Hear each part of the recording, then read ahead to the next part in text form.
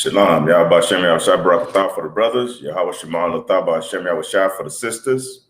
This is the Israelite School of Universal Practical Knowledge coming out of 1 West Harlem, New York, under the commanding general. And this is the Friday scripture breakdown class of the High Desert. I'm Priest Officer Shadow Rock. We're going to go through the title today of Who is Amalek? Who is Amalek? Okay. Now, I'm going to hit you with something from a author, a book called The 13 Tribes. Out of the 13 Tribes, this is a book that Arthur Koestler wrote about the Israelis. This is the Israelis. So we're going to go to a history of who is Amalek. All right. So, but before I do that, let's see. First, I'm gonna go into the Bible, of course, to Genesis chapter 36 and verse 6. Genesis chapter 36 and verse 6. Give me a second.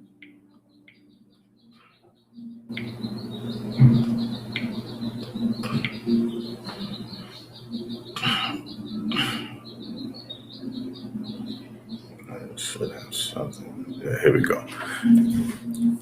Genesis chapter 36, verse 6. And Esau took wives and his sons and his daughters and all the persons of his house and his cattle and all his beasts and all the substance which he had got in the land of Canaan, and went into the country from the face of his brother Jacob. Now, I'll get a little brief rundown. Jacob and Esau were brothers. They were born in their mother's womb and Rebekah's womb. While they was inside the womb, there was fighting going on in there. They were struggling within the womb. And you can go back and read the story of Rebekah, the story of Jacob, and all of that to find the backdrop on this story. But they were fighting in the womb. So when they came out, Jacob's hand was still on Esau's thigh, well, his calf. Well, not his calf, Salaki, his foot. So his hand was still on his foot while he came out the womb. Esau was born first. He was the older brother. Esau came out as a hairy garment. He was red all over, hairy, which describes, actually, it does describe the right race. Okay, that he's a member of that, because I say this because they were two different manner of people. The angel came to Rebekah and told her that she had two different manner of people in her womb. One will be stronger than the other. Okay, so those were two different races, two different manner of people. Okay, that's how the Bible had put it. So we're gonna go into who's Esau's descendants are. Who are Esau's descendants? You know, who are the descendants of Esau? We know the descendants of Jacob were the 12 tribes of Israel. You know, starting off with Reuben. Then you had Levi and Judah and all that, and all the different sons that had came out. But this time we're talking about the descendants of Esau, the older brother. Okay, he was a fierce and cunning hunter, a hunter in the woods. You know, as a matter of fact, his father Isaac, their father, loved Esau a lot because he always bring home that venison. He bring home, like, in other words, he bring home like that slain deer meat. You know, and Isaac would love to eat that deer meat. Okay, so it says in Genesis chapter 36 and verse 6, and Esau took his wives and his sons and his daughters and all the persons of his house and his cattle and all his beasts and all his substance, which he had gotten in the land of Canaan, and went into the country from the face of his brother Jacob. Verse 7, their riches were more than they might dwell together, and the land wherein they were strangers could not bear them because of their cattle. Verse 8, thus Esau dwelt in Mount Seir. So there's a little clue right there. Esau dwelt in the mount, a high place. Mount is mountain in the Bible. Just like you got the Mount Olives. You know, you got Mount Sinai in the Bible. So he dwelt in Mount Seir. Esau is Edom. That's important too. Esau is Edom. Okay. And these are the generations, verse 9. And these are the generations of Esau, the father of the Edomites in Mount Seir. So who lived in Mount Seir? The Edomites. Who was their father? Esau. Who is Esau? Edom. Okay. Verse 10. And these are the names of Esau's sons: Eliphaz, the son of Adah, the wife of Esau; Ruel, the son of Bashemath, the wife of Esau. And verse 11. And notice Esau did have 2 wives. Might have had more. Verse 11. And the sons of Eliphaz were Teman, Omar, Zepho, and Gatam, and Kenaz. Verse 12.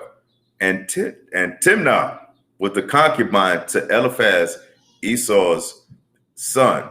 She bare to Eliphaz Amalek. These were the sons of Adah, Esau's wife. So they're all related. The sons of Esau, you had Eliphaz, and Eliphaz, you had Timnah, and she bare Amalek to Eliphaz. All right. So now I'm gonna skip that. I'm gonna see. We were looking at Amalek. Okay. Now another thing, give you a hint that they're of a Caucasian race. Let's go down to verse 15. These were the sons of Esau, the sons of Eliphaz, the firstborn son of Esau. All right.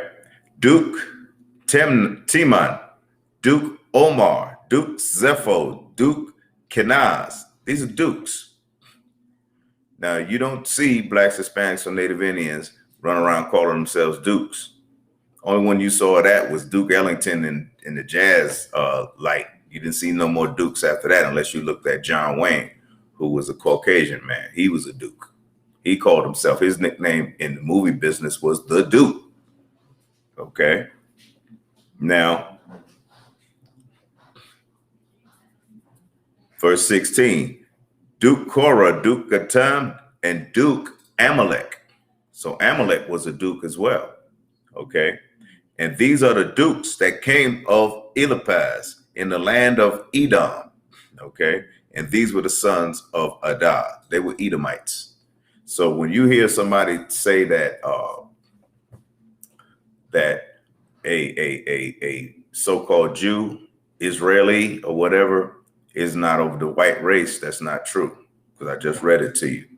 They're the dukes, just like the dukes of Edom. Because if you look at one of the dukes up in verse 15, Duke Teman, you'll know when you look at the history of, if you look up the word Teman and you look into that word Teman, Teman is of the German race, or German country, German custom, German people, right? German people. Okay. So that's what if you look at who Teman was, and he was a duke, one of the brothers of Esau, one of the brothers, Amalek's brother for sure. Okay.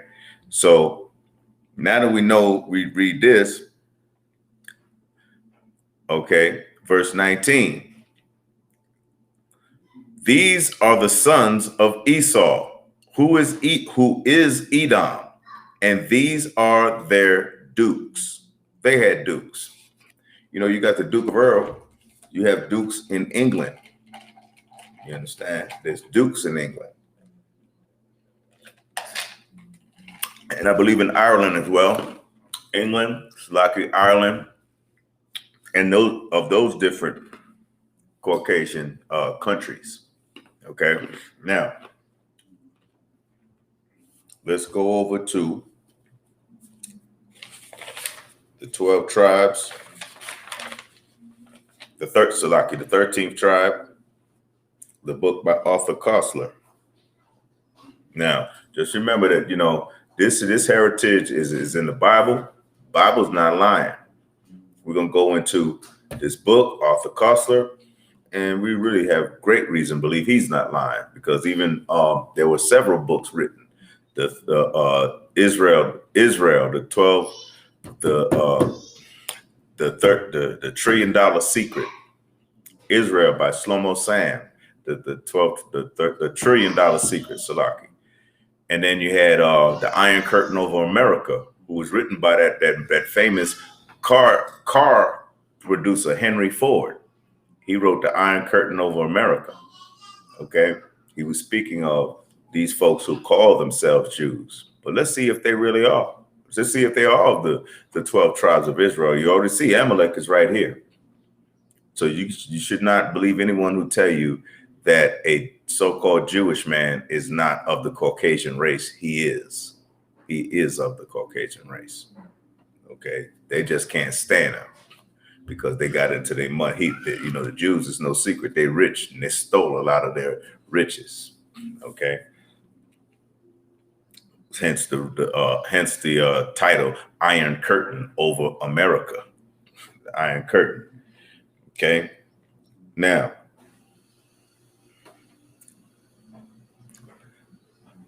it says in part 1, I'll read part 1. And this is the 13th tribe from Arthur Koestler. I don't know if y'all can see that, but it's the 13th tribe of Arthur Koestler. I got the book in PDF because at that time I did not want to pay for a book, what I could get free. Okay. About the time when Charlemagne was crowned Emperor of the West, the eastern confines of Europe between the Caucasus and the Volga were ruled by a Jewish state known as the Khazar Empire. They were ruled by a Jewish state known as the Khazar Empire. At the peak of its power from the 7th to the 10th century, it played a significant part in shaping the destinies of medieval and consequently of modern Europe. See, Khazar Europe, it has a relation. This empire that called themselves the Jews. Now, everybody knows you have Jews in, was it Lithuania? Romanian Jews? No, not Romania. Lithuania. You got Jews in Russia. Okay. Why they're there? Because of this is part of history that explains why they're there. They call themselves Jews. As a matter of fact, I want to make sure I have that in my other one, but we'll move forward. Okay. The Byzantine Empire historian Constantine Porphyrogennes must have been well aware of this when he recorded in his treatise to the court protocol that letters addressed to the Pope in Rome and similarly those to the Emperor of the West had a gold seal worth 2 solidi attached to them, whereas messaging to the king of the Khazars displayed a seal worth 3 solidi. This was not flattery, but real politic. See, this was politics. They gave him 3 solidis. I guess that was a form of money. Okay. In the period which they were concerned with, it is profitable that the Khan of the Khazars was little or less importance in the view of the imperial foreign policy than Charles the Great and his successors. See, the Khan was less important of the Khazars because he didn't have no real political stance in the world. Now, in Rome, you had Catholicism. In Arabia, you had Islam. See, and then you had Christians. Okay, that's their politics. That's their political stance. Okay, but the Khazars didn't at this time. The country of the Khazars are people of Turkish stock. Khazars are Turkish people. The Khazars are really Turkish people from Turkey. Turkish stock occupied a strategic position the vital gateway between the Black Sea and the Caspian Sea, where the great Eastern powers of the period confronted each other. It acted as a buffer, projecting the Byzantine against the invasions of the lusty barbarian tribesmen of the northern steppes. And the northern steppes is like toward Russia. It was in between all of that. Okay, so it acted as a buffer from that in between Byzantines and the northern steppes, Russia.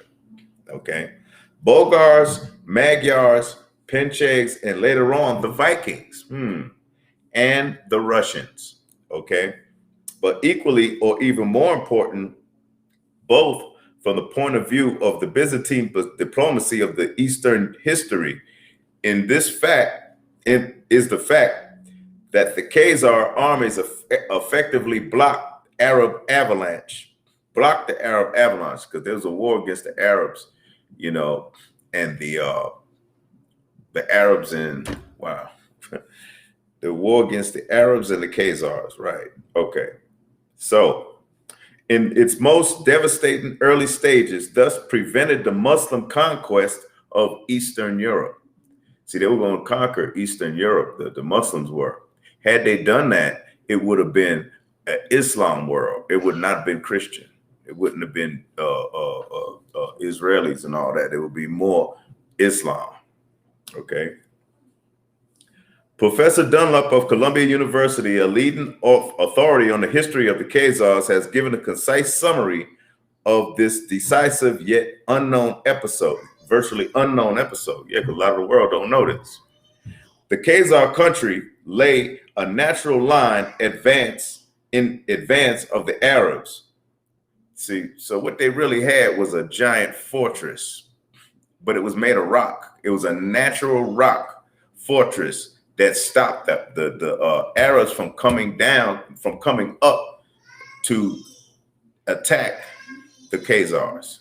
Okay, the Khazar country lay across a natural line of advance of the Arabs. Within a few years, the death of Muhammad, the armies of the Caliphate, which is your Islamic people, your Arabian people, sweeping northward, going up through the wreckage of two empires and carrying all before them, reached the great mountain barrier. That's what I was talking about. And that's what this is talking about. Okay, a great mountain barrier of the Caucasus. Remember the list of the Caucasus Mountains. Of the Caucasus Mountains. This barrier, once passed, the road lay open to the land of Eastern Europe. As it was on the line of the Caucasus, the Arabs met the forces of the organized military power, which effectively prevented them from extending their conquest in this direction. The wars of the Arabs and the Khazars, which lasted more than 100 years, though little known, have thus considerable historical importance. See, considerable historical importance. You know, this is a very important war that lasted 100 years between the Khazars and the Arabs. Okay, though little known, the Franks of Charles Martel on the field of the Tours turned the tide of the Arab invasion. See, at about the same time, the threat of Europe in the east was hardly less acute. The victorious Muslims were met and held by the forces of the Khazar kingdom. Though they were victorious, they were met and held by the Khazars. So they held them in check, you could say. It can scarcely be doubted that but for the existence of the Khazars in the region north of the Caucasus, Byzantium, the bulwark of European civilization in the east, would have found itself outflanked by the Arabs, and the history of Christendom and Islam might well have been very different from what we know now. See, had they won. It is perhaps not surprising, given the circumstances, that in 732, After a resounding Khazar victory over the Arabs, the future emperor Constantine married a Khazar princess. That's politics right there. In time, their son became the emperor Leo the Fourth, known as Leo the Khazar. See, ironically, the last battle in war 7 AD 737 ended in Khazar defeat, but by that time, the religion of the Hebrews. Let's see. Let me jump down a little bit because we're gonna go back to this. The religion of the Hebrews, this is part one, writes Burry, had exercised a profound influence on the creed of Islam, and it had been a basis for Christianity. See, it had won scattered proselytes, but the conversion of the Khazars to the undiluted religion of Jehovah. See, the conversion of the Khazars. The Khazars converted themselves. That wasn't naturally their religion. You know, to be with the Jews of those days, it wasn't their religion. Okay, they were Turkish people. Okay, probably most likely idol worshipers. Okay, it was the motivation. Let's see.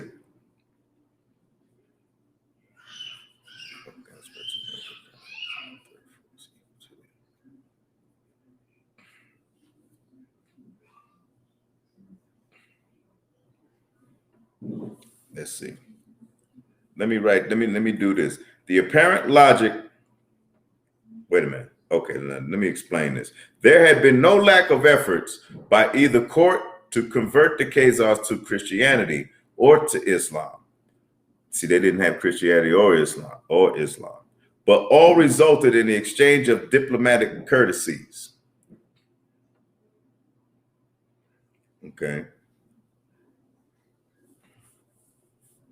Dynastic intermarriage and shifting military alliance based on mutual self-interest. Relying on its military strength, the Khazar kingdom, with its hinterland of vassal tribes, was determined to preserve its position as the third force, leader of the uncommitted nations of the steppes. Okay, in the same time, their intimate contacts with Byzantine and the Caliphate had taught the Khazars that their primitives, see, they were primitive, they were shaman. Their primitive shamanism was not only barbaric and outdated compared to the great monotheist creeds, which is the monotheistic creeds, they mean the Islam and Christianity, okay, and Catholicism as well, but also unable to confer on the leaders the spiritual and legal authority which the rulers of the two theocratic world powers, the Caliph and the Emperor. See, that tells you right there, the Caliph is Islam and the Emperor is Catholicism and Christianity. Enjoyed, yet the conversion to either creed would have meant submission. See, it would have meant that they would have had to submit to Islam or submit to Catholicism or Christianity and not be the Khazars. See, because they were the third power. You know, they were a huge power, just like the other two were. Okay. The end of independence, and thus would have defeated its purpose. What could have been more logical than to embrace a third creed, which was uncommitted toward either of the two, yet represented the venerable foundation of both? The apparent logic of the decision is, of course, due to the deceptive clarity of hindsight. In reality, the conversion to Judaism required an act of genius. Yet both Arab and Hebrew sources on the history of the conversion, however very detailed or point to the line of reason as indicated above. See, because that's the reason indicated above why they converted in the first place. There could be no question that the ruler was actuated by political motives, adopting Judaism. See, political motive. There's a political move to adopt Judaism for the Khazars. To embrace Mohammedanism, which is Islam, would have made him the spiritual dependent of the caliphs, who attempted to press their faith on the Khazars. And in Christianity lay the danger of becoming an ecclesiastical vassal of the Roman Empire. Judaism was a reputable religion with sacred books, which both Christian and Mohammedan respected. It elevated him above the heathen barbarians and secured him against the interference of the caliph or the emperor. So that was strategic. That was political. You know, that he knew that would elevate him. But he did not adopt, along with circumcision, the intolerance of the Jewish cult. He allowed the mass of his people to abide in their heathenism and worship their idols. So he still let them worship their idols and everything, which is mad crazy, because if you know Levitical law, which we do here at the Israelite School of Universal Practical Knowledge, we don't worship idols, and we don't deal with heathens at all, unless it's a business. Unless it's a business transaction. Okay. Though the Khazars court's conversion was no doubt politically motivated, it would still be absurd to imagine that they embraced overnight blindly a religion whose tenets were unknown to them. They didn't even know the tenets of the real, I would say, Levitical law that's in the Bible. They didn't know that. They were busy worshiping idols and all that stuff. All right. But yet he converted. In fact, however, they had been well acquainted with Jews and their religious observances for at least a century before the conversion. Through the continued influx of refugees from religious persecution in Byzantium, because, you know, we were getting persecuted left and right. You know, we had to flee Rome in 70 AD. We had to flee Rome in 70 AD because they sacked King Titus and his son Vespasian sacked Rome and destroyed it for the last time, killing many of us. And these were black Hebrew Israelites, by the way. And you can read that in the book from Arthur Koestler. It's called From Babylon to Timbuktu by Arthur Koestler. I mean, not Salaki, by Rudolph Windsor. By Rudolph Windsor, he wrote that. Okay. So we know, okay, wait.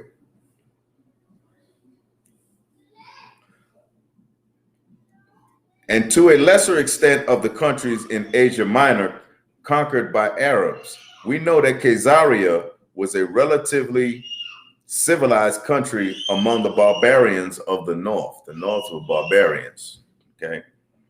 Yet not committed to either of the militant creeds, and so it became a natural haven for the periodic exodus of the Jews. So it became a natural haven because, as is written in the Bible, we can go to James 1:1. We can go to James 1:1.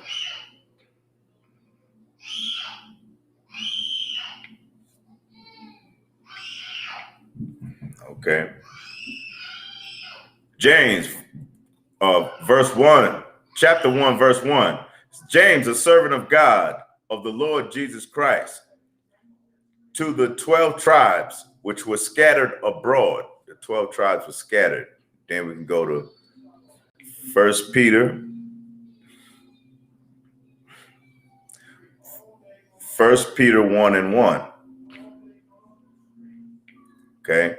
And this reads, Peter, an apostle of Jesus Christ, to the strangers scattered throughout Pontus, Galatia, Cappadocia, Asia, and Bithynia. Okay, so we were scattered. The Lord scattered us because we didn't follow the 12 tribes. I mean, we didn't follow his law, statutes, and commandments that are written in this Bible. So yeah, we were scattered also in this land. The Lord scattered us to the four corners of the earth for disobeying him. Okay, so if you Black, Hispanic, and Native Indian, you're probably in these places. You are in these places at this time, you know, but mainly you're here in America. Okay. Okay. Now, Khazaria was readily I read that part. Wait. Khazaria was relatively a civilized country among the barbarians of the north, not committed to either of the militant creeds, and so it became a natural haven for the periodic exodus of the Jews. Under Byzantine rule, threatened by the force of conversion and other pressures, persecution in varied forms had started with Justinian I, 527 to 65, and assumed particularly vicious forms under Heraclius in the 7th century, Leo III in the 8th, Basil and Leo IV in the 9th, Romanus in the 10th. Thus, Leo III, who ruled during the 2 decades immediately preceding the Khazar conversion to Judaism. See that? The Khazar conversion to Judaism attempted to end the anomaly of the tolerated status of Jews at one blow by impetus of the Muslim Holy War was spent. The Caliphate was rocked by internal dissensions, and the Arab invaders retracted their steps across the Caucasus without having gained a permanent foothold in the north. See, that barrier was serious. They couldn't get up there. So that was a good warfare strategy to retreat into the mountains or to be up in the mountains. If anybody knows about the war between the Russians and the Germans advanced on the Russians during the Russian-German war. And all the Russians did was retreat. The Germans advanced right up into the cold weather, right up into Russia. And you know it's freezing in Russia. They weren't prepared with their gear. They wasn't prepared with their clothes, and they starved to death. Thus, the Russians won that war. Okay. So this is kind of similar. It reminds me of that. Okay. So the Caliphate was rocked by internal dissensions. The Arabs retracted their steps across the Caucasus without having gained a permanent foothold in the north, whereas the Khazars became more powerful than they had previously been. A few years later, probably AD 74, the king, his court, and the military ruling class embraced the Jewish faith, and Judaism became the state religion of the Khazars. See, became the state religion of the Khazars. Okay, so they went and converted themselves. So it wasn't naturally their religion. Okay. No doubt their contemporaries were astonished by this decision. They were astonished by this decision, as modern scholars were when they came across the evidence in the Arab, Byzantine, Russian, and Hebrew sources. One of the most recent comments is found in a work by the Hungarian Marxist historian Dr. Antal Bartha. His book on the Magyar society in the 8th and 9th centuries has several chapters on the Khazars, as during most of that period, the Hungarians were ruled by them. Yet their conversion to Judaism is discussed in a single paragraph with obvious embarrassment. It reads, "Our investigations cannot go into problems pertaining to the history of ideas, but we must call the reader's attention to the matter of the Khazar kingdom's state religion." They want to call your attention to the Khazars' state religion, okay? The Khazar kingdom state religion. It was the Jewish faith which became the official religion of the ruling strata of society. Needless to say, the acceptance of the Jewish faith as the Jewish religion of an ethnically non-Jewish people could be the subject of interesting speculation. Wow, that could be the subject of some interesting speculation.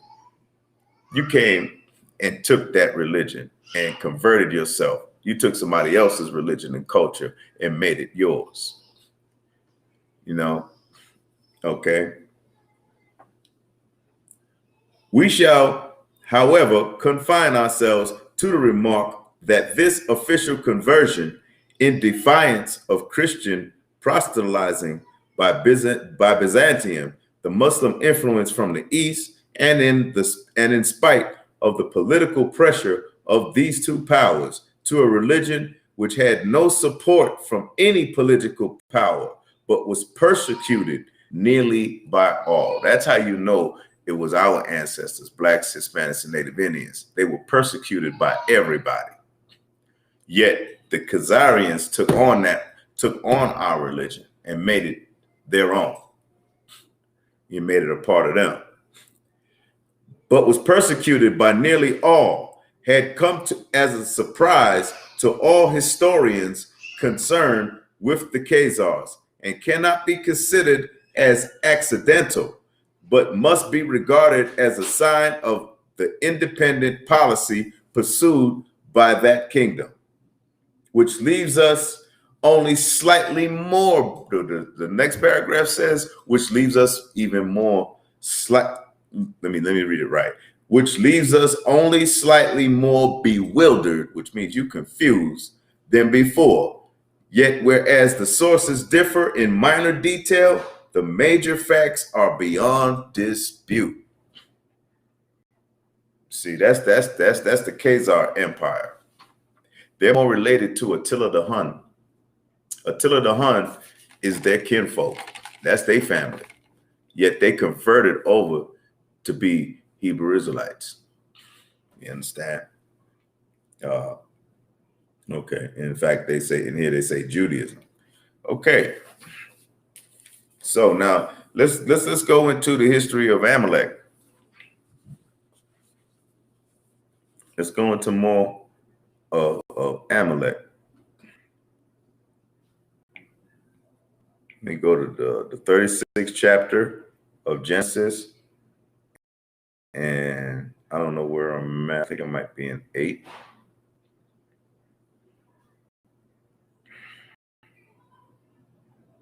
Okay.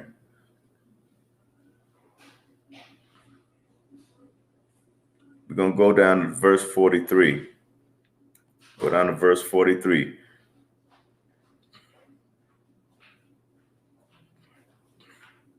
Okay. Duke Magdiel, Duke Iram, these be the dukes of Edom, according to the habitations of the land of their possession. He is the father. He is Esau, the father of the Edomites. Okay, I'm going to go from there. Let's go to First Chronicles. First Chronicles chapter 1 and verse 36.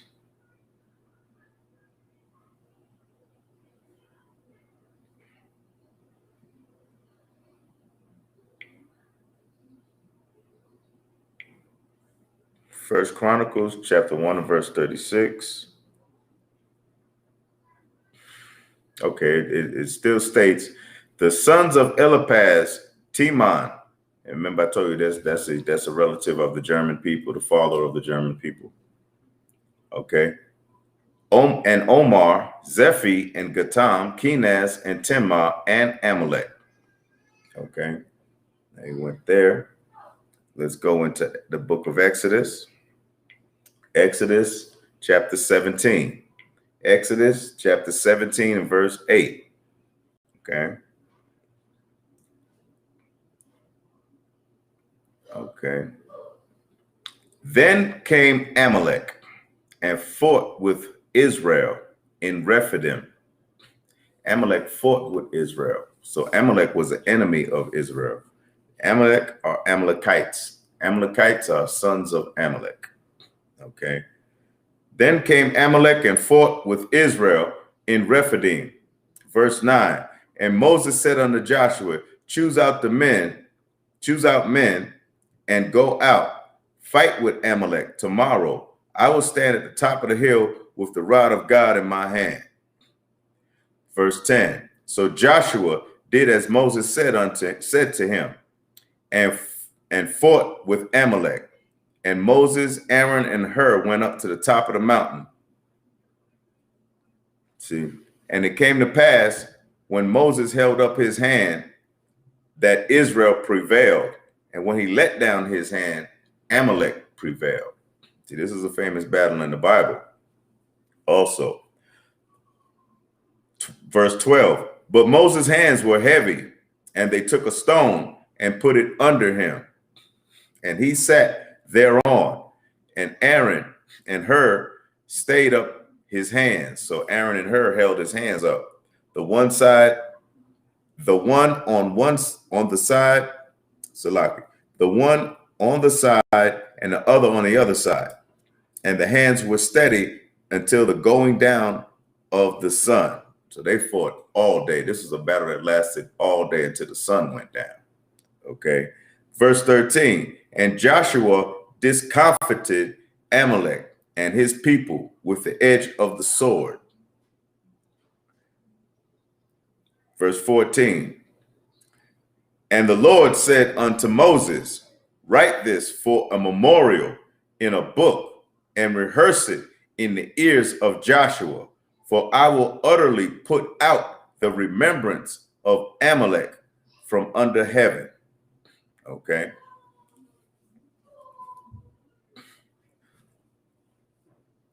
Verse 15, and Moses built an altar and called it the name of Jehophacene. Verse 16, for he said, because the Lord hath sworn that the Lord will have war with Amalek from generation to generation. Let me repeat that. This is Exodus 17 and verse 16. For he said, because the Lord has sworn that the Lord will have war with Amalek from generation to generation. The Lord didn't like Amalek. I'll let you know that now. Same way he didn't like Esau, his father. All right. Now, that's who Amalek is. And the Khazars are the ones that took Judaism for their own religion. These are one and the same people. They're who you know right now called Israelis. They're the Israelis. The Lord said he's going to have a war with Amalek from generation to generation. What do you think is going on in the Middle East right now? What do you think has been going on in the streets of New York City when they're fighting each other in New York City? There's a perpetual war that has been lasting between the Lord and Amalek from generation to generation. Amalek attacked Israel early in the Bible. Early up here in verse what? That first verse that I gave you in 17 and verse 8. The book of Exodus chapter 17 and verse 8. So this shows you how they manipulated and stole our culture as the real Jews of the earth. The real Jews of the Bible are Black, Hispanic, and Native Indian. They stole our culture. They took that culture. It took on Judaism to be their own religion. The Khazar king did that. Okay. So that's written in the 13th tribe. Let me go to the book of Numbers, chapter 24. Numbers chapter 24, verse 20.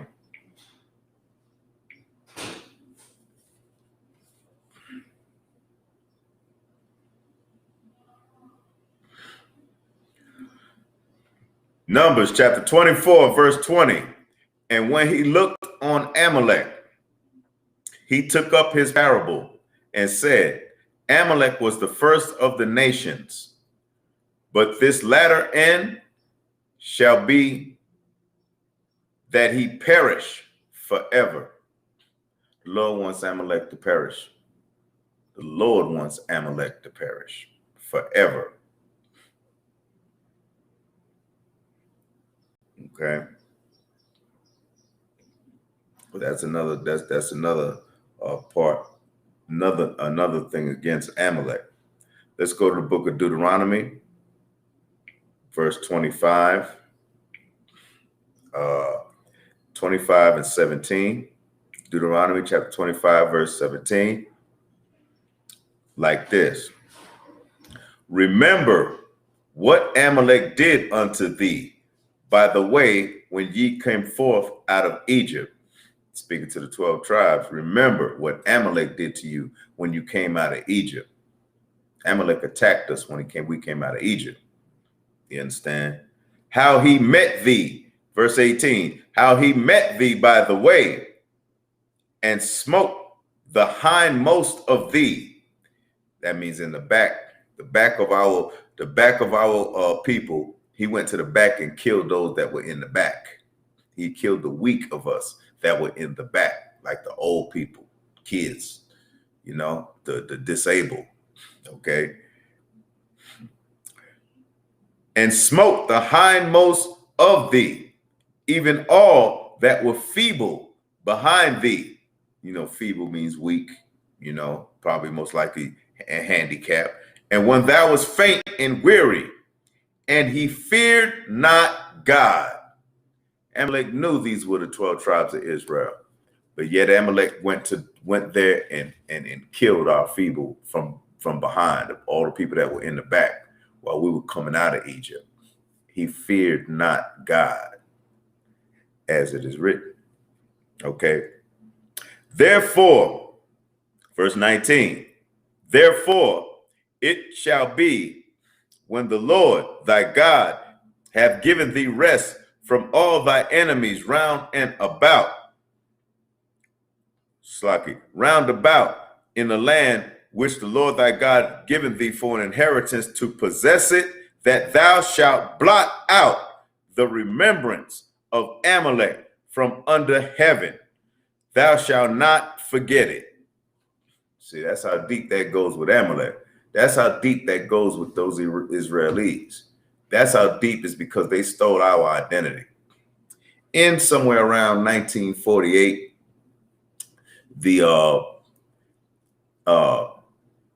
those who call themselves Jews, the Israelis, they went into Israel and to Palestine and all of that. They went in and tried to reclaim Jerusalem for their own, which they did. They claimed Jerusalem for their own. That's why you have them now fighting in that land. They're fighting in that land, trying to evict everybody because they think that that's their land. And it's not. Blacks, Hispanics, and Native Indians, where is our land? Where's our natural land, especially blacks, right? We don't know. But we know in the Israelite School of Universal Practical Knowledge, we know it's in Jerusalem. That's the only unclaimed land on the earth, man. The only unclaimed land, except claimed by the one who calls himself a Jew. And he's in there fighting day in and day out. He's in there evicting people, trying to make it made it a state in 1948, somewhere around there. You know, made it a state. So you made that a state in 1948, but the Bible is how old? You weren't there in the beginning. You had to come and make that a state. What happened? What really happened? See, when the children of Israel come home, there's going to be no more wars. There won't be no more wars and fighting. What did we see just recently? That the Israelis were sending bombs to the Palestinians, missiles to the Palestinians, and the Palestinians were sending missiles to the Israelis. That's not peace. The Lord ain't nowhere in that. The Lord is not in that. Okay? That land, the children of that land have not come home yet. Okay?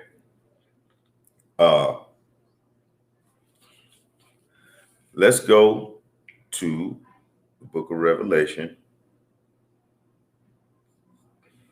Go to the book of Revelation, Salaki. And we're going to go to chapter 2 and 9, I believe. This is Revelation chapter 2 and verse 9. Okay, let's see what Revelation chapter 2 and verse 9 says. I know thy works and tribulation and poverty, but thou art rich. So he's talking about the Israelites. He knows your works, tribulations, and poverty. You understand? Because he's speaking to the 7 churches as represented in this menorah with the 7 candlesticks. Okay. But thou art rich. He meant rich in spirit. Didn't mean rich in money. He knows your tribulation, but you're rich. And I know the blasphemy of them which say they are Jews. What person on the planet says they're Jews? Those Israelis, right? The rabbis, right? Orthodox Jews, conservative Jews, whoever the, what do you call them? Ashkenazi Jews, you know, and are not.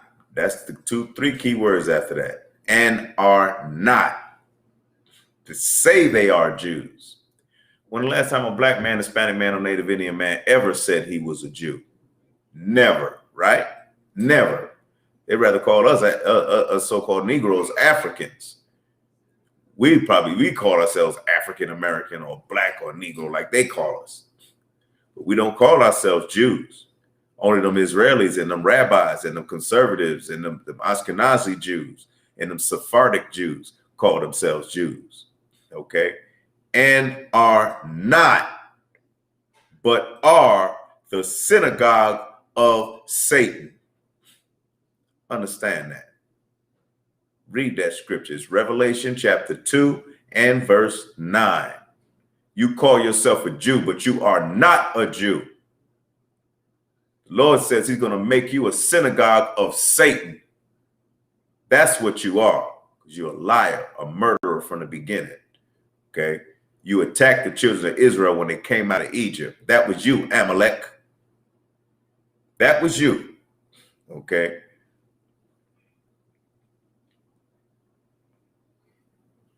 So now let's go to the book of Judges. Let's go to the book of Judges. Book of Judges, chapter 3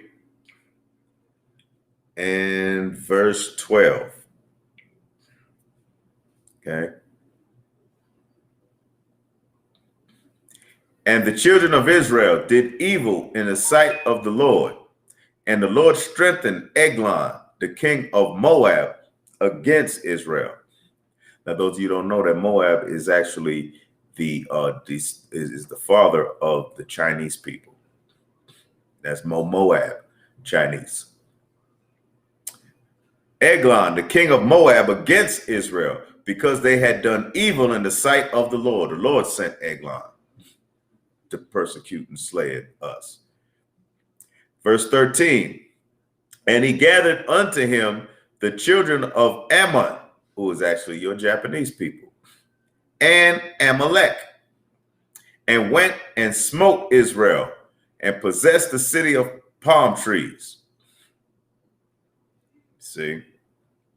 So that was another battle of Israel against Amalek, whereas the Lord has sent these nations against Israel for not obeying and doing evil. And doing evil in the sight of the Lord. Okay? Now,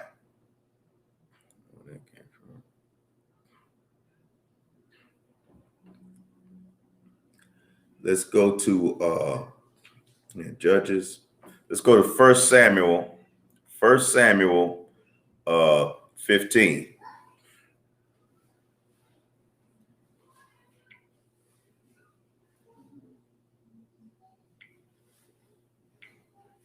When we go to 1 Samuel 15, we're going to go through 1 Samuel 15 and 1.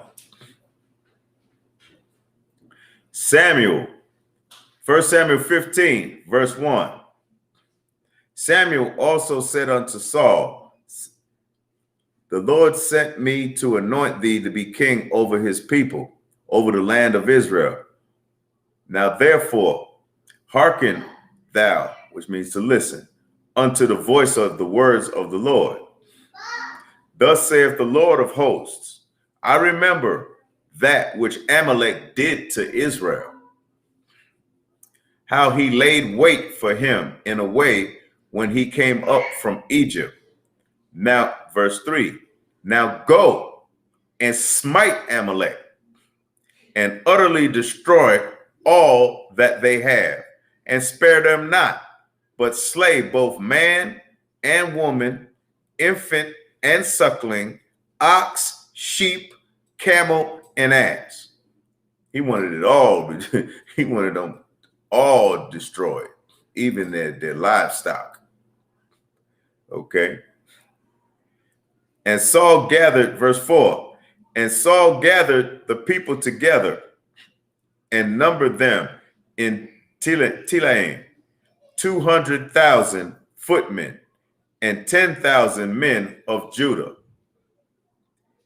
And Saul came to a city of Amalek and laid wait in the valley.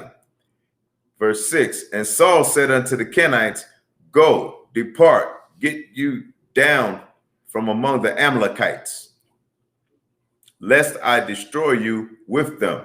For you showed kindness to all of the children of Israel when they came up out of Egypt. So the Kenites departed from among the Amalekites. Verse 7, and Saul smote the Amalekites from Havilah until thou comest to Shur, that is over against Egypt. And verse 8, and he took Agag, the king of the Amalekites, alive, and utterly destroyed all the people with the edge of the sword. See, but Saul, verse 9, but Saul and the people spared Agag, and the best of the sheep, and of the oxen, and of the fatlings, and of the lambs, and all that was good, and would not utterly destroy them.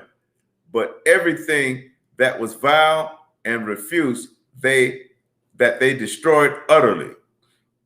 Verse 10, then came the word of the Lord unto Samuel. Verse 11, saying, it repented me that I have set up Saul to be king, for he is turned back from following me. And you know why he was turned back from following him? Because he spared the king of the Amalekites, Agag. The Lord said, destroy every man, everybody, even the cattle, the sheep, the oxen, and the ass, everything. Okay.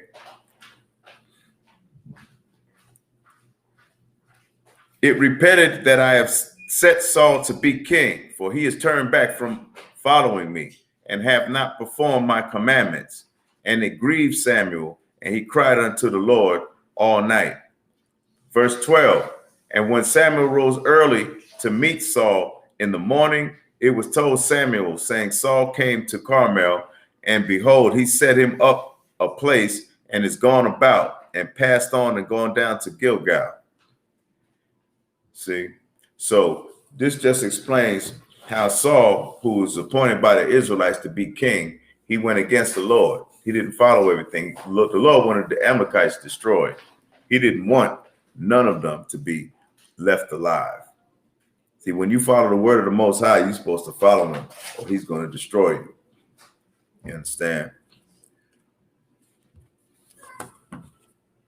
So if you continue to read the book of Saul, you'll see Saul's demise, how many of them demons got into Saul, and how he lost his life. Okay. Because it was the Lord's will. Okay. So we're going to go to 2 Samuel, verse 8. 2 Samuel, verse 8, and verse 8 and 2 Samuel chapter 8 and verse 1. Salaki. 2 Samuel chapter 8 and verse 1. Okay. And after this, it came to pass that David smote the Philistines and subdued them. And David took Methegama out of the hand of the Philistines. Verse 2, and he smote Moab and measured them with a line, casting them down to the ground. Even with 2 lines measured, he put to death, and with 1 full line to keep alive. And so the Moabites became David's servants and brought gifts. Verse 3. Let's see. Where am I at? And Salaki, David also smote Hadadezer, the son of Rehob, the king of Zobah, as he went to recover his border at the river Euphrates. And verse 4, and David took him 1,000 chariots and 700 horsemen and 20,000 footmen. And David howled all the chariot horses, but reserved them for 100 chariots. Verse 5, and when the Syrians of Damascus came to succor Hadadezer, king of Zobah, David slew of the Syrians 22,000 men. Verse 6, then David put garrisons in Syria of Damascus, and the Syrians became servants of David, to David, and brought gifts. And the Lord preserved David whithersoever he went. Verse 7, and David took the shields of gold that were on the servants of Hadadezer and brought them to Jerusalem. Verse 8, and from Betah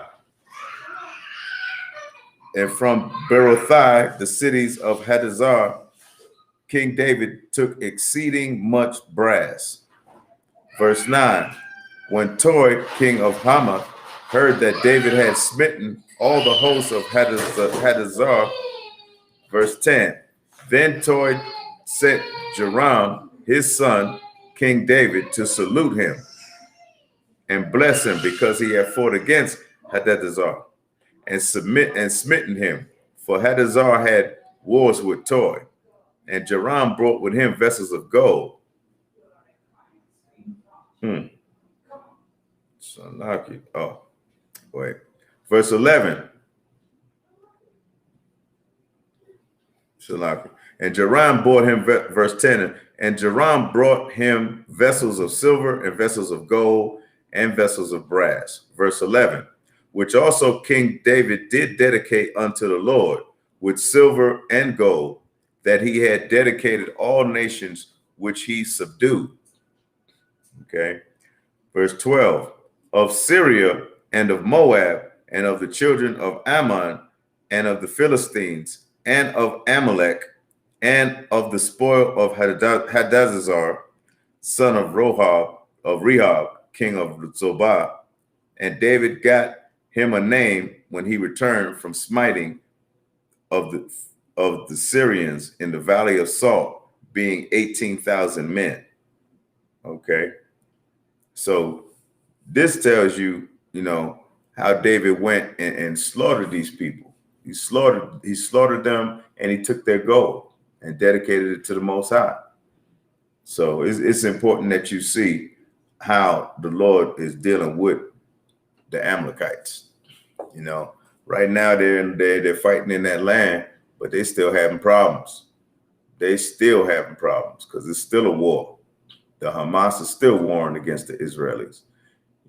They're still fighting on the streets in New York at Times Square. They had 2 incidents of the citizens fighting each other, who was the Israelis and the Philistines and the Palestinians, Salaki, and the Palestinians. Okay. Now let's go to 1 Chronicles 18 and 11. 1 Chronicles 18 and 11, and verse 11.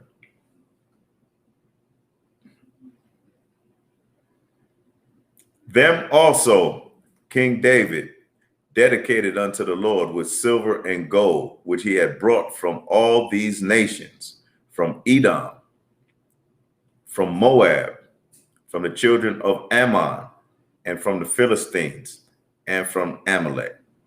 Okay, let me translate. All these nations. From Edom, that's where the Caucasians are from. From Moab, that's where the Chinese people are. From the children of Ammon, that's the children of the Japanese. And from the Philistines, that's your Africans. Okay. And from Amalek, that's your Israelis who call themselves Jews and are not. Okay.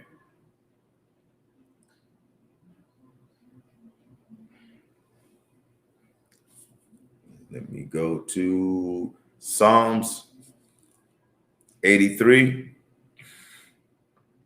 verse 7. Psalms chapter 83, verse 7.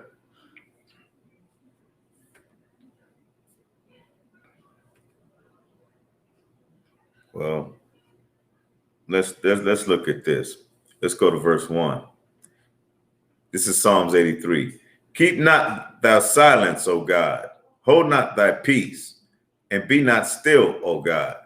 For lo, thine enemies make a tumult, and they that hate thee have lifted up their head. They have taken crafty counsel against thy hidden ones, and consulted against thy hidden ones. Salaki. They have taken crafty counsel against thy people, and consulted against thy hidden ones. The hidden ones are the ones in the ghettos, in the barrios, in the reservations. The people, the Lord's people, the Blacks, Hispanics, and Native Indians. They've taken crafty counsel against them, against us, okay? They have said, this is verse 4, they have said, come and let us cut them off from being a nation, that the name of Israel may be no more in remembrance. We don't remember that we're Israelites. We don't know because we have a lack of knowledge. For they have consulted together with one consent.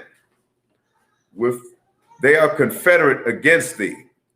The tabernacles of Edom, the Ishmaelites are your Arabs, and Moab, and the Hagarenes, Gebal, verse 7, Gebal, and Ammon, and Amalek, the Philistines, and the inhabitants of Tyre. Verse 8, Assur is also joined with them. They have hope in the children of Lot. Okay. So as you see, Amalek is amongst them that have taken that crafty counsel. But they're very crafty people, very crafty. That's why they took over the so-called, the Israelis, the so-called Jews took over the bank. They took over the banking system. They took over the media. They took over the law centers. You know, they took over music. You know, they took over a lot of things. You know, and so they have taken that crafty counsel to make sure that Blacks, Hispanics, and Native Indians are cut off from being a nation. We're not represented in the United Nations. We're not in there. You don't see nobody that so-called head of the Negroes and the Hispanics and the Native Indians who have a seat in the UN. We don't have no seat there. We don't make no determinations there of anything that concerns our people. All right. So that the name of Israel be in no more remembrance, that we don't no more remember who we are. I'm gonna go to Isaiah chapter 1 and verse 1. Salaki, chapter 1 and verse 3. This is Isaiah chapter 1 and verse 3. The ox knoweth his owner, and the ass his master's crib. These are two of the dumbest animals that you can ever meet, but they're very strong. You know a donkey is strong, that's an ass. It's a donkey. All right, you know an ox is strong as heck, right? And they can pull heavy loads, carry heavy loads. One knows his master, and the other knows his master's crib, right? But Israel doth not know. My people doth not consider. When the last time would a black man or Hispanic man or Native Indian man say, hey, you know something? Maybe I'm a Jew. Maybe I'm a real Hebrew Israelite. Maybe that's who I am. Let me check that out. Let me see if I am. Well, according to this scripture, we do not even consider that. Yet we are. See, this Bible is written for the genealogy of the children of Israel. Those of us who have those genes of the chosen people, the chosen of the Lord. We have those genes. If you Black, Hispanic, and Native Indian, that's who you are. Okay. Amalek calls himself a Jew, but the Lord will call him a synagogue of Satan. You understand? And then let's go to the book of Hosea. The book of Hosea, chapter 4 and verse 6.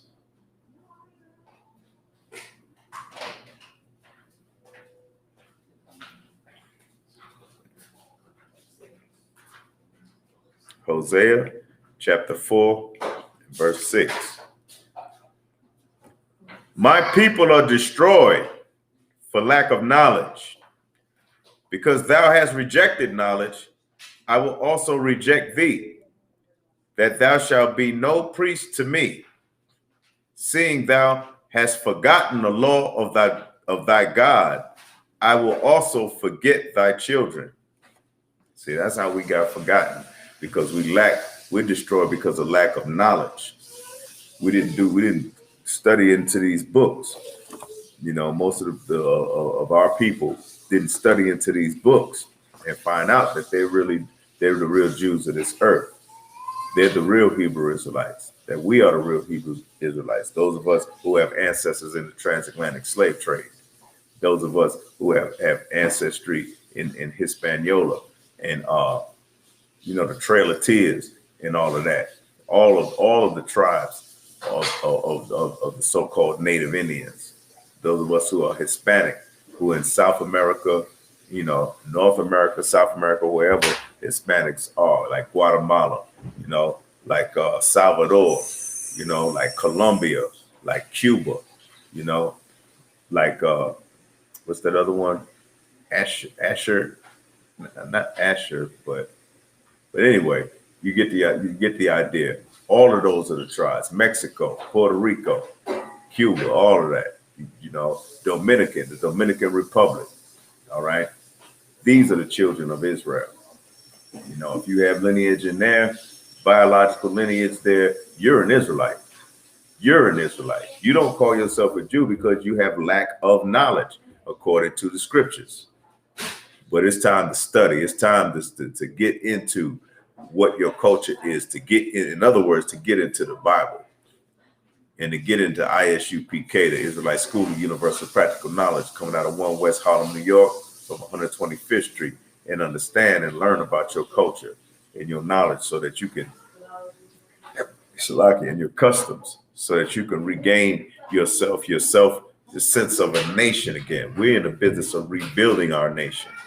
We're rebuilding our nation that has been torn down, that has been craftily counseled so that it could be forgotten. See, we're in that business. Let's regain our nation. Let's regain our integrity. Let's regain our customs and our cultures, man. Okay? This is what it's about. All right. So now I'm going to 2 Samuel. 2 Samuel chapter 11. No, so like 2 Samuel chapter 1 and verse 3.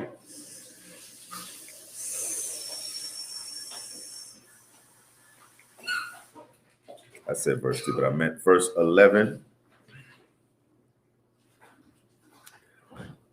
2 Samuel chapter 1 and verse 11. Then David took hold on his clothes and rent them, and likewise all the men that were with him. See, when you rent your clothes as an Israelite, that's when you're showing that you're in mourning. Somebody either died or you just in great sorrow. It's a custom for Israelites to rent their clothes. Verse 11, and they mourned and wept and fasted even for Saul and for Jonathan his son, and for the people of the Lord, and for the house of Israel, because they were fallen by the sword. Verse 13, and David said unto the young man that told him, whence art thou? And he answered, I am the son of a stranger, an Amalekite. See, that was another Amalekite helping David find out what was going on when Saul died. Okay. Let's get to Numbers, the book of Numbers, and it's chapter 14 and verse 41.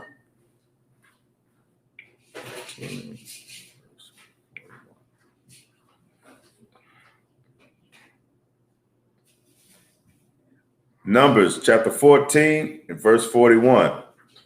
And Moses said, wherefore now do ye transgress the commandment of the Lord? But it shall not prosper.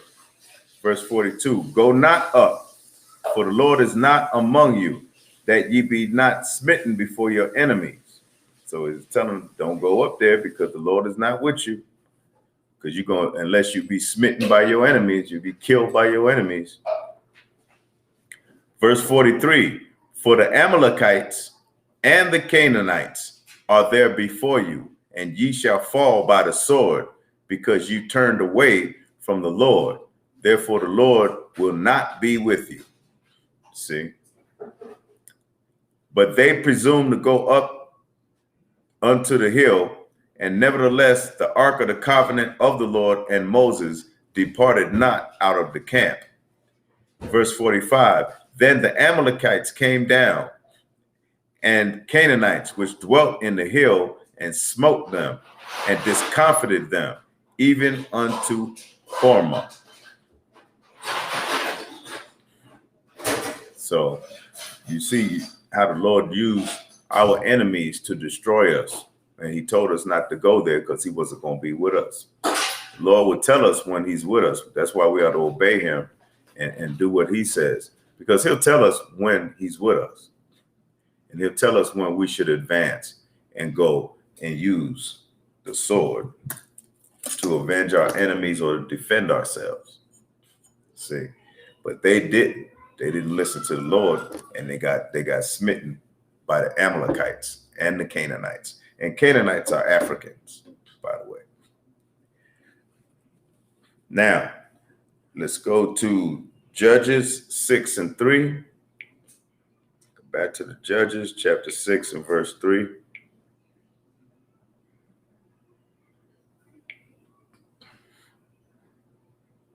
And so it was, Salaki.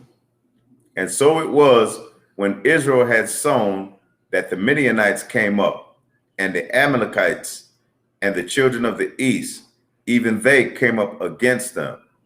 Verse 4, and they encamped against them and destroyed the increase of the earth till thou come unto Gaza, and left no sustenance for Israel, neither sheep, ox, nor ass. Verse 5, for they came up with their cattle and their tents, and they came as grasshoppers for multitudes. Both they and their camels were without number, and they entered into the land to destroy it. And Israel, verse 6, and Israel was greatly impoverished. I mean, they were hungry. They didn't have no money or food. They were in poverty because of this attack by the Amalekites and the Canaanites. Okay. Wait, the Amalekites and the Midianites. And Israel was greatly impoverished because of the Midianites, and the children of Israel cried unto the Lord. And it came to pass, in verse 7, and it came to pass when the children of Israel cried unto the Lord because of the Midianites. Okay. So they did have Amalekites with them. They had Amalekites with them when they went to go and destroy the children of Israel. We had to cry out to the Most High because they did such a terrible attack upon us. Okay. See, so that you know the deeds of Amalek were evil. The deeds of the Amalekites were evil. The deeds of the Midianites were as well. And the Canaanites and Philistines and most of the nations of the earth that were against Israel. Okay. But this is just another example of what the Amalekites did. So now let's go to Judges chapter 7 and verse 12. Judges chapter 7 and verse 12. And the Midianites and the Amalekites and all the children of the east lay along the valley like grasshoppers for multitudes, and their camels were without number as the sand by the sea for the side, as the sand by the sea side for multitude.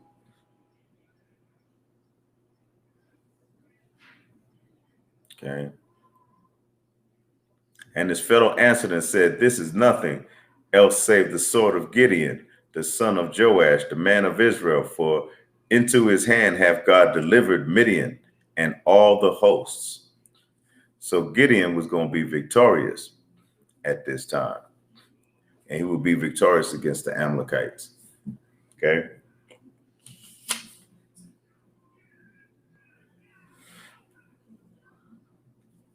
So May 14th, 1948, Ben-Gurion and President Harry S. Truman recognized Israel as a state. The British opposed to the Jewish immigration. See, the Jewish immigration to the state. They weren't always there. They weren't always there. Now let's go to the book of Isaiah. The book of Isaiah, chapter 34 and verse 12. Isaiah 34, verse 12.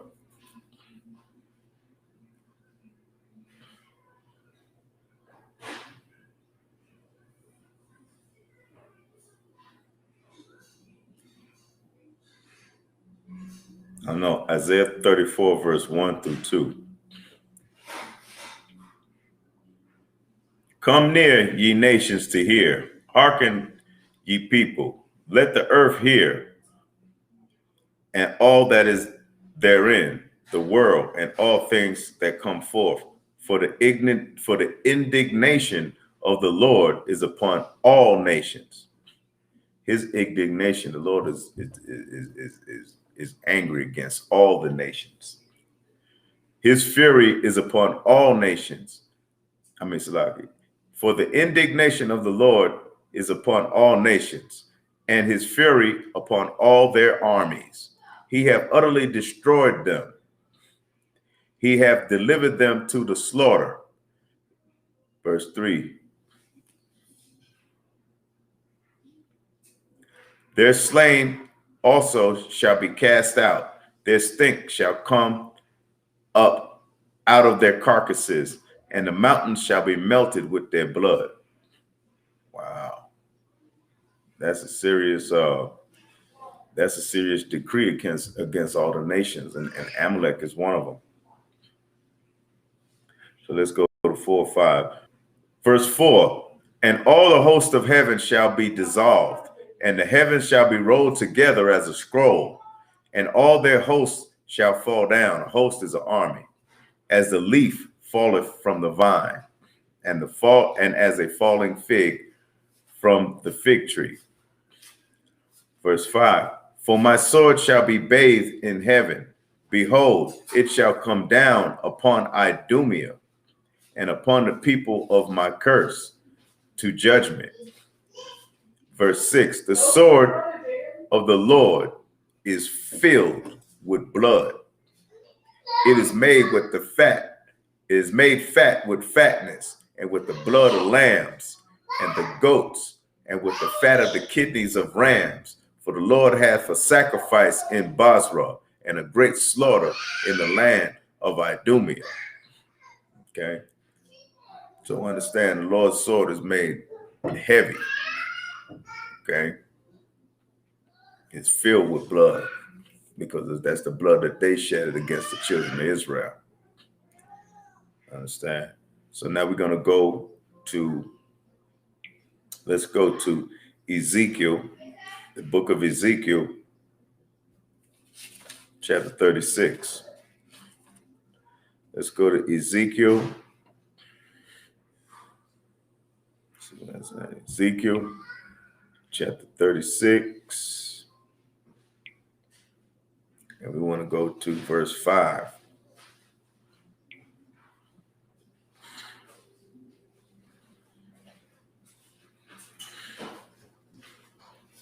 Therefore, thus saith the Lord God, surely in fire of my jealousy I have spoken against the residue of the heathen, and against all Idumea, which have appointed my land into their possession, with the joy of all their hearts, with despiteful minds, to cast it out for a prey.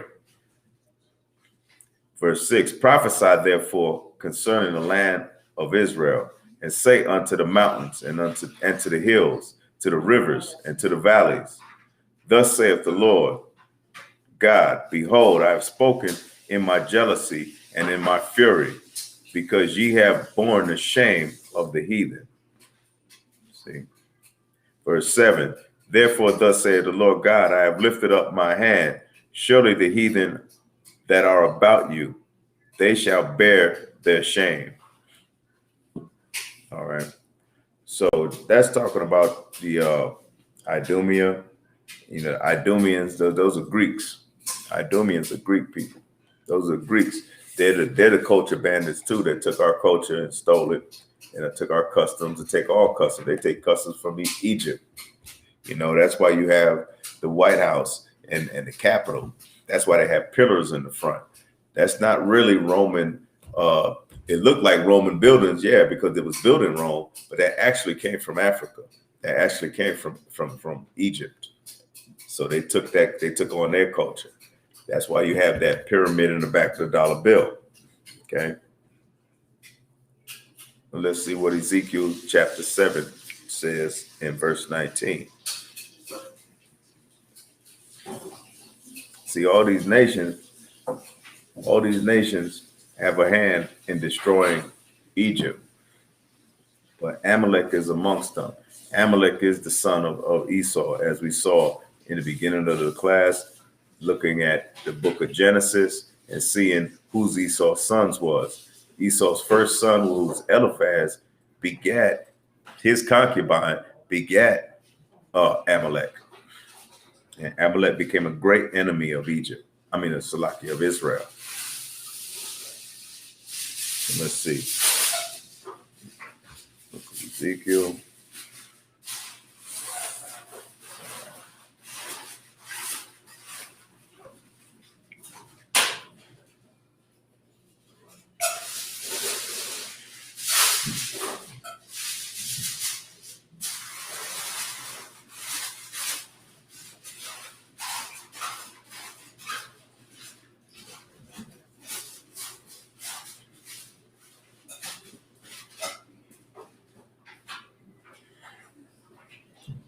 Okay. Well, we're gonna skip. I want y'all to skip that scripture. We're gonna go back to this book of called the 13 Tribes, because I want to get more into who Amalek is and his history also. Okay.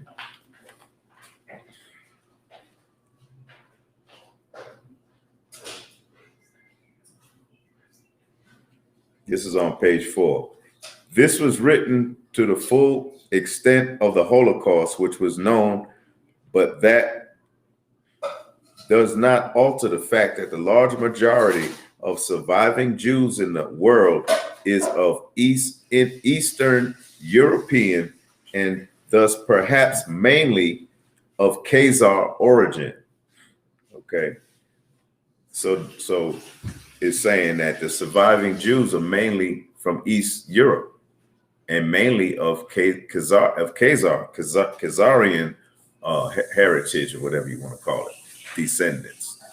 Okay. If so, this would mean that their ancestors came not from the Jordan, because you know the Jordan is in the Bible. That's in Israel somewhere, in Jerusalem somewhere, right? But their ancestors came not from Jordan, but from the Volga, and that's the Volga River. Volga River that's in Europe. The Volga River is the longest in Europe, flows through central Russia to southern Russia and into the Caspian Sea. Biggest cities on the shores of the Volga is Kazan, Khazars came from Central Asia. They are Turkic people or Turkic tribes. Turks, in other words. Okay. I'm going to read it again. If so, this would mean that their ancestors came not from the Jordan, but from the Volga, which not from Canaan, but from the Caucasus, once believed to be the cradle of the Aryan race. Now, any of y'all who's been to prison know that the Aryan Brotherhood is made up of Caucasian people, most of y'all, okay? And that genetically, they are more closely related to the Hun, Aigwar, and Magyar tribes than the seed of Abraham, Isaac, and Jacob. Get the book, 12 Tribe, the 13th Tribe by Arthur Koestler. Get the book, The Iron Curtain Over America from Henry Ford, the one that makes all the cars, that made most of the tanks in World War II. He wrote the book too. That's similar to this book that discusses the real origin of those who say that they are Jews and are not, as we read in scripture in the verse in Revelation chapter 2 and verse 9. Okay, let's look at their history, because somebody's lying like crazy. It says Israeli, the $1 trillion secret. $1 trillion secret. Wow. That's another book by Shlomo Sam. Okay. Should this turn out to be the case, then the term anti-Semitism would become void, which means useless or meaningless or obsolete in meaning, based on a misapprehension shared by both the killers and their victims. The story of the Khazar Empire, as it slowly emerges from the past, begins to look like the most cruel hoax which history has ever perpetuated. These are the words of Arthur Koestler. And a hoax is like a prank I pulled on you. I pulled up like prankster. You're a prankster. You pulled a hoax. That's what a hoax means. It's like you pull a fake story. See, that's why here in the Israelite School of Universal Practical Knowledge, under the command of General Yohana, we say that they are the fake Jews, because the proof is here in history, and proof is in the historical scriptures of the Bible. So how can you say that it's not true? How can you say it? Where's your evidence? Find your evidence and bring it to us. We beg you, bring your evidence, okay? Thus, Castle, a 19th century Orientalist, implying that the Khazars shared, for similar reasons, a similar fate. Salaki. I'm going to go to part 2. Part 2. Attila was, after all, merely the king of a kingdom of tents. His state passed away, whereas the despised city of Constantinople remained a power. The tents vanished. The towns remained. The Hun state was a whirlwind. So Attila the Hun accumulated, because he was a Khazar, he was a fake Jew, you know, it went up in a whirlwind, no longer existed. Okay. Thus, Castle, a 19th century Orientalist, implying that the Khazars shared, for similar reasons, a similar fate. Yet the Hun presence on the European scene lasted a mere 80 years. From circa 372, when the Huns first started to move westward from the steppes north of the Caspian, to the death of Attila in 453, whereas the kingdom of the Khazars held its own for the best part of 4 centuries. They too lived chiefly in tents. They were like nomads. They lived in tents. But they also had a large urban settlements and were in the process of transformation from a tribe to nomadic of nomadic warriors into a nation of farmers, cattle breeders, fishermen, vine growers, traders, and skilled craftsmen. Soviet archaeologists have unearthed evidence for a relatively advanced civilization which was altogether different from the Hun whirlwind. They found the traces of villages extending over several miles, with houses connected by galleries to huge cattle sheds, sheep pens, and stables. Some remaining ox plows showed remarkable craftsmanship. So did the preserved artifacts like buckles, clasps, or ornamentals, saddle plates.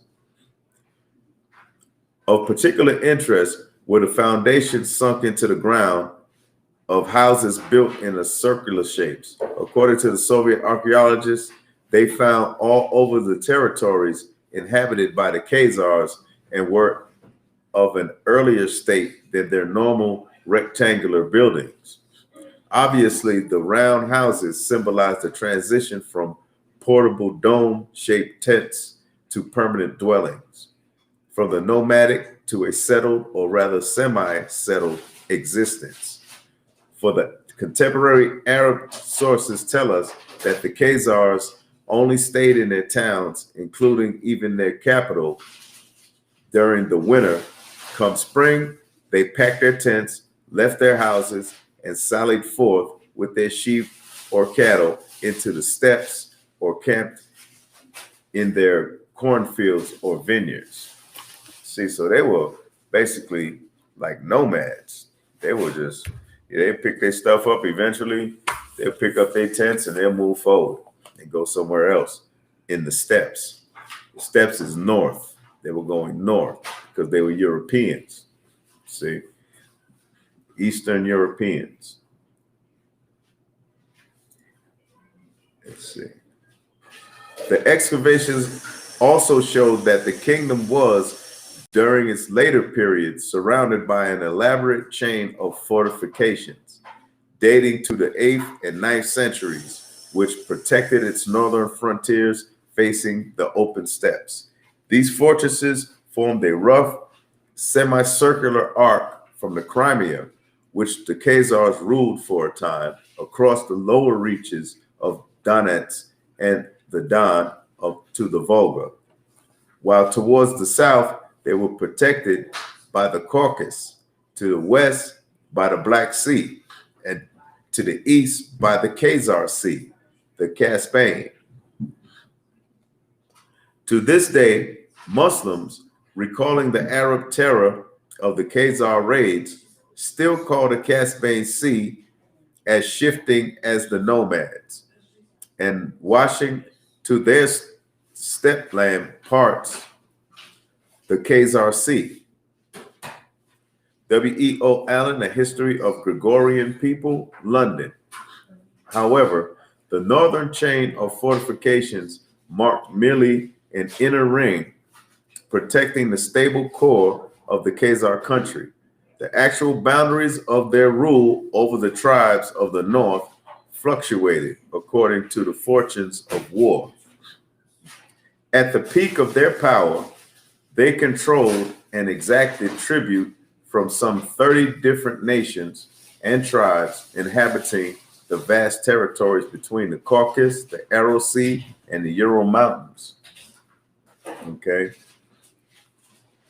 The town of Kiev and the Ukrainian steppes.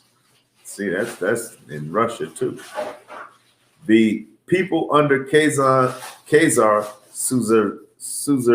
suzerainty included the Bulgars, the Bartars, Guz, the Magyars, who are Hungarians, the Gothic and Greek colonies of the Crimea, and the Slavonic tribes, the Slavs, okay, in the northern western woodlands. Beyond these extended dominions, Khazar armies also raided Georgia and Armenia and penetrated into the Arab Caliphate as far as Mosul. In the words of the Soviet archaeologist Aratamano, Until the 9th century, the Khazars had no rivals to their supremacy in the regions of north of the Black Sea and the adjoining steppes and forest regions of Dnieper. The Khazarians were the supreme masters of the southern half of Eastern Europe for a century and a half, and presented the mighty bulwark blocked by the Euro-Caspian Sea from Asia into Europe. During this whole period, they held back the onslaught of the nomadic tribes from the east.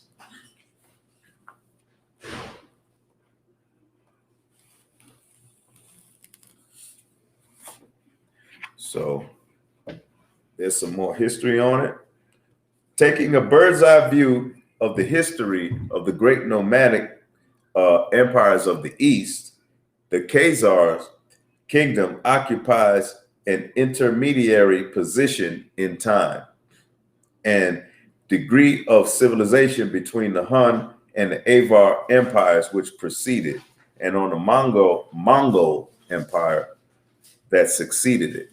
So the Mongol Empire came after them. Okay. Let me look and see.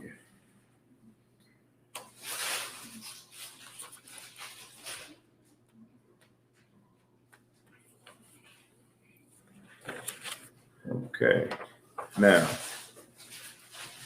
we can look at Rabbi Penchia asked them, "Why do you believe in the words of the sages, the Talmuds?" They replied, "Because our fathers did not teach them to us.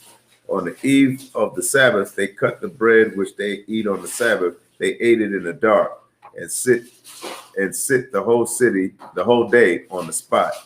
The prayers consist only of psalms."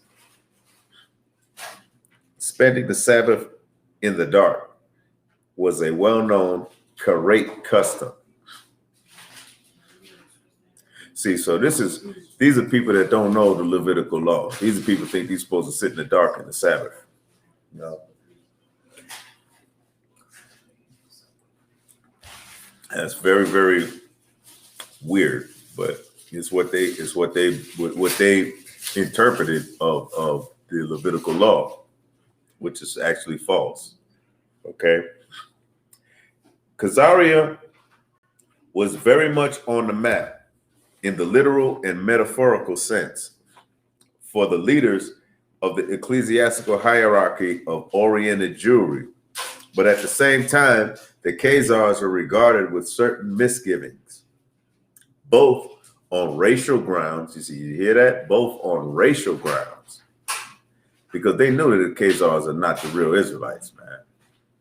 You know, how can you be from there when the sun rises over there? You got European skin, you're in trouble. If you're in Israel, if you're in Jerusalem, okay? One 11th century Hebrew author, Japheth ibn Ali, himself a Karaite, explains the word mamzer. See, that's very important when you look in the 12 tribes, the 13th tribe. It's very important because the word mamzer means bastard. Anybody who's ever read the book of the Nazis, okay, the Nazis by Time and Life magazine, which is a very well-established, long-standing, how would you say it? Time and Life magazine, okay? They have a book called The Nazis, which has Adolf Hitler, you know, saluting the crowd in the front. But if you look in that book, you'll see the word Bolsford. Bolsford means what mamzer means. It means bastard. But it shows that hook-nosed Jew, that Israeli, at the bottom, a picture of him at the bottom. And then at top, you see all black faces. You'll see Niger, you'll see Canaan, you'll see all these different Negro faces at the top, and the lines are pointed up to those Negro faces, those ancient faces, but you see the word Bolsford next to the fake Jew on the same page. Why did Hitler wrote that? because Hitler even knew that those who called themselves Jews were not the real Jews. Might be why he put them in ovens. He said they want to be Jewish, put them in ovens so that they could turn their skin black. That's what that came from. They want to be Jews, put them in the oven. That's why you had them at the Holocaust and they're screaming and ranting about all that all the time. But that only lasted for 4 years. Well, the real Jews of the earth, the real Hebrew Israelites, had 400 years of slavery, not 4 years. And they weren't even slaves. They were just thrown in ovens, which was terrible. But they didn't have their misery and their suffering last for centuries, man. For centuries, the misery of the so-called Black, Hispanic, and Native Indian lasted. These are the true Jews of the earth, the true Hebrew Israelites. Black, Hispanic, and Native Indian, man, hands down. The rest of this stuff has been conversion, adopted, turned into a state, changed to this, from this, but changed to that, adopted, and therefore it's been bastardized. You know, Bosford in German means bastard.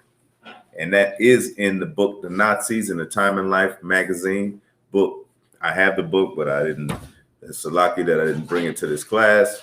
But I do have the book, and I do have it highlighted and pointed out. Okay, so that's who Amalek is. Amalek is a liar. Amalek is a murderer. Okay, let's go to John 8:44.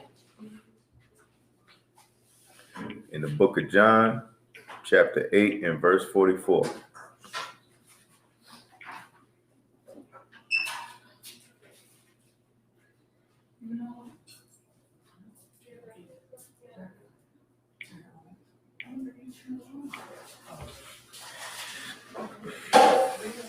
John chapter 8, verse 44. Ye are of your father, the devil, and the lust of your father ye will do. He was a murderer from the beginning and abode not in the truth, because there is no truth in him. When he speaketh a lie, he speaketh of his own, for he is a liar and the father of it. Understand? So that's what's been going on. And it took these authors to bring this out. But a lot of us don't read books. We don't crack them books open and look and see what's in there. And therefore, that lack of knowledge has destroyed us. As we read in Hosea 4:6, my people are destroyed by the lack of knowledge.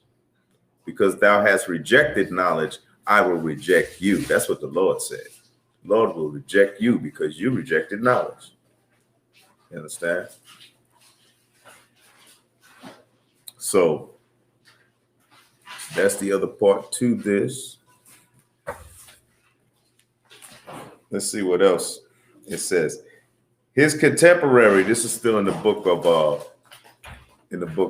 of 13 tribes. His contemporary Jacob ben Reuben reflects the opposite side of this ambivalent attitude by speaking of the Khazars as a single nation who do not bear the yoke of the exile, but are great warriors, paying no tribute to the Gentiles. By summing up the Hebrew sources on the Khazars that have come down to us, one senses a mixed reaction of enthusiasm, skepticism, and above all, bewilderment, confusion. Okay? The Lord is not an author of confusion, but them Khazars are. Them Khazars are confused. They think that they're the children of Israel. The Israelis think they are too.